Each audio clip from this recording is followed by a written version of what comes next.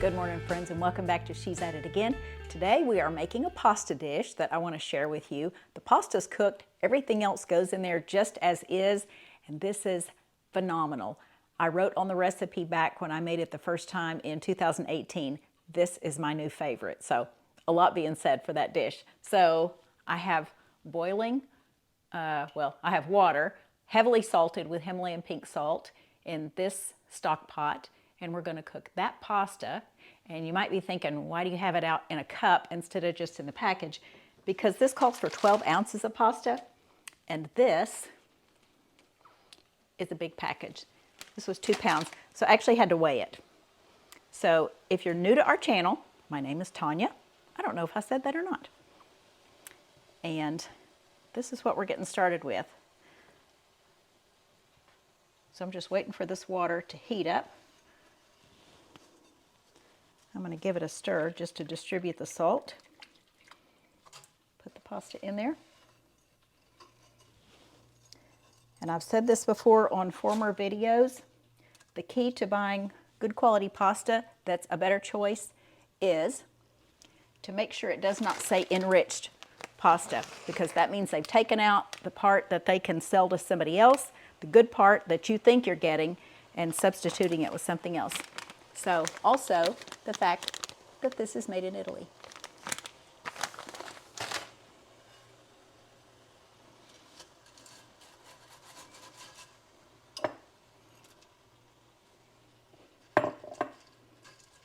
Okay, we're going to let that water heat up. We're going to cook our pasta, and when we come back, the pasta will be done. I will have drained it, and I'll show you what we're going to add to it to make it so superb. Be back in just a minute. I just drained the pasta. It's cooked well. It has, just a slight bite to it. When I say slight bite, I just don't want it falling apart and mushy, but this is perfect right here. Okay, I apologize again for the big jug. This is my really good olive oil from Greece. We're going to use 6 tablespoons, and I'm not going to measure it out. I'm just going to eyeball it.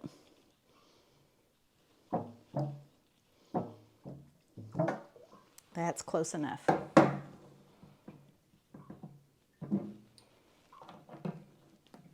I am shocked at how much olive oil I use. But when you have good olive oil, you just want to use it on everything. Okay, I have my spoon to stir with. And notice I didn't break the spaghetti in half. You're welcome to do that, but I just think it's kind of interesting with all these different components to it to leave it in those big long strands and watch people kind of fight to get it in their mouth. It's almost like a game. Now this salad can be eaten hot when you first fix it, or it can be eaten cold. We will probably eat ours cold simply because right now it is 10:30 on a Wednesday morning and we won't be home. Well, I'll eat supper before I go to church. My husband will eat after he gets back because he'll go probably straight there. He has meetings before church. And so we don't get to eat together normally on Wednesday evening. All right. A tablespoon and a half of freshly minced garlic. I buy this pre-minced. That's my big luxury item that I buy.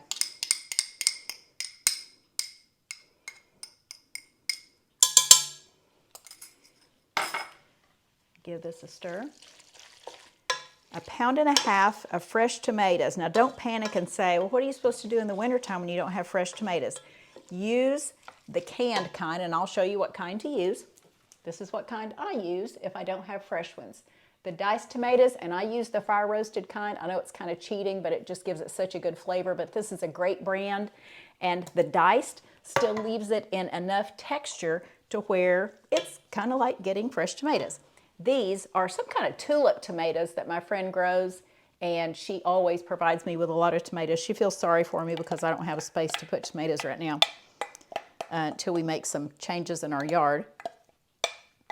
But she provides me with tomatoes continually, and these were a drier tomato. They're not super juicy. They're kind of like aroma in that they may be a paste tomato. I'm not sure. I asked her yesterday if they were determinate or indeterminate, and she could not remember, but I think that Romas are a determinate tomato, but they're just drier. It's not so much tomato juice as it is just tomato flesh.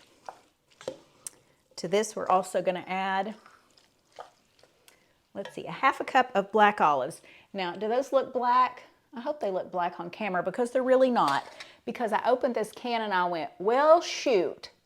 They're green, ripe olives, but I wanted black ones. But I tasted it and it tastes exactly like a black olive. It does not have a green olive taste to it. They taste ripe, so I guess the green ripe ones are the same as black ones, which black ones are ripe olives, so we'll go with that. So half a cup of those. I just took the whole ones out and sliced them. 1/4 of a cup of Kalamata olives that are diced. And these are the brand of Kalamata olives that we have in here.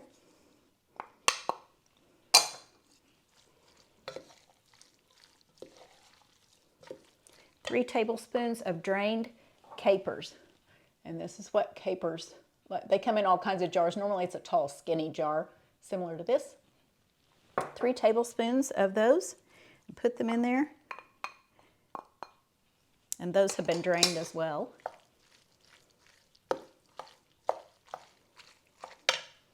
We need about 1/8 of a cup or so of dried parsley. Now, if you have fresh parsley, use about 1/4 of a cup.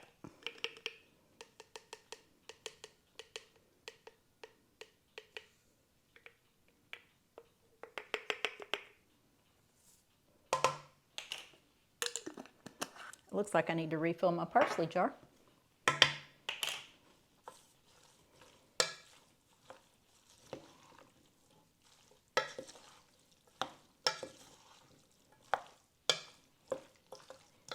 I love how these tomatoes are holding up. These are so pretty.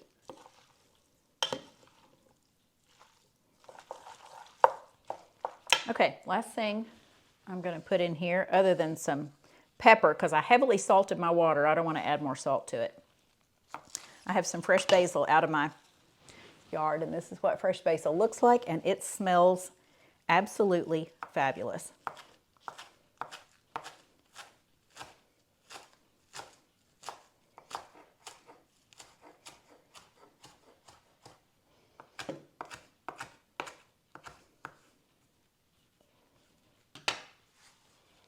A 1/4 of a cup of fresh basil. If you don't have fresh basil, you can use about 2½ teaspoons of dried basil.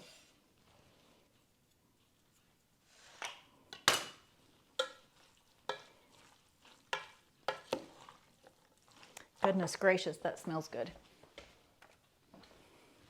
Oh, and I don't want to forget, we do have one last ingredient.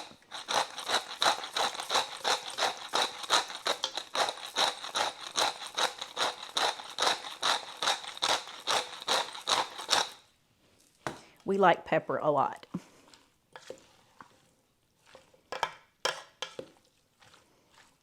Oh my goodness. I think I like the look of those green olives, because it's not like a bright green olive. It's almost like it looks like an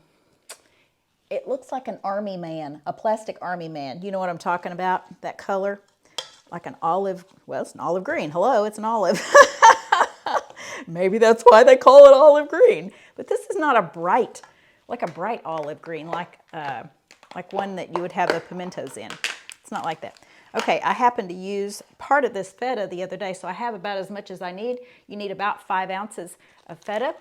This is Greek feta, and it says right here, made with sheep and goat milk from Greece, right there on the package. So if you can find this brand in your store, consider yourself blessed and buy it.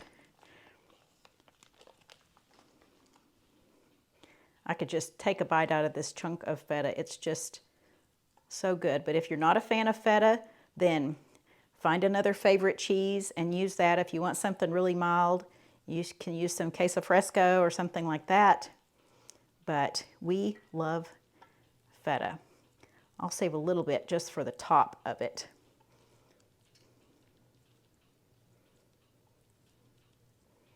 It's a real crumbly cheese, so it's easy to sprinkle on things.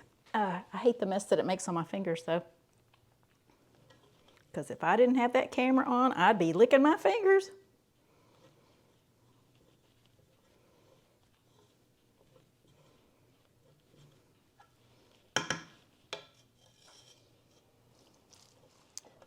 All right, here's our serving bowl. We're going to turn it out into that.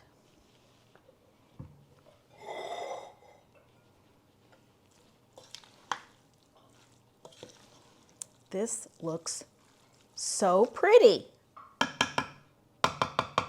So pretty.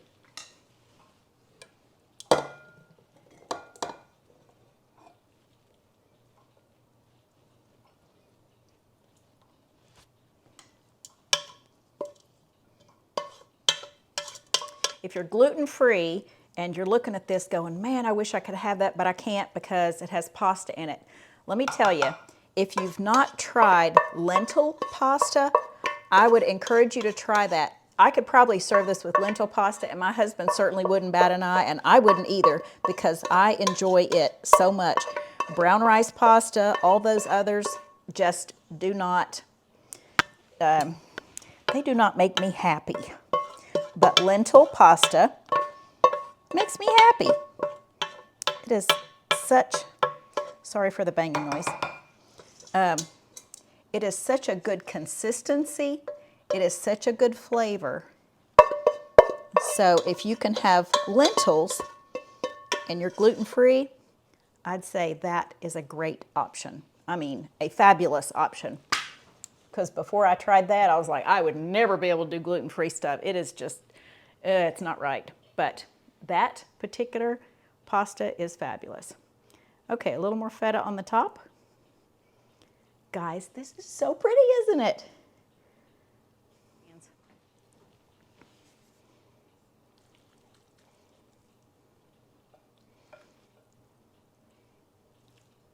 Oh my goodness, that is just beautiful. How about that? Now this smells incredible. I could eat this warm right now, or I could eat it cold later on, but we're gonna choose to eat it cold. So,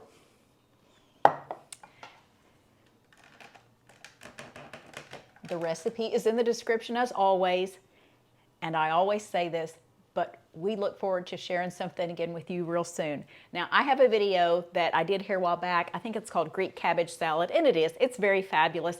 I say it went viral for me because I really don't have just tons of subscribers. But I would say if I had the choice of that salad or this pasta, this is going to win every time. It's just that fabulous. So I do hope you give this a try. This is so yum. Make this plenty ahead of time and just surprise the family. Walk in and they'll say, are we not having anything for dinner, or what are we having? Because you're not in the kitchen busy making anything. Pull this bowl out and they will love it. Serve it with a pretty salad, maybe some bread.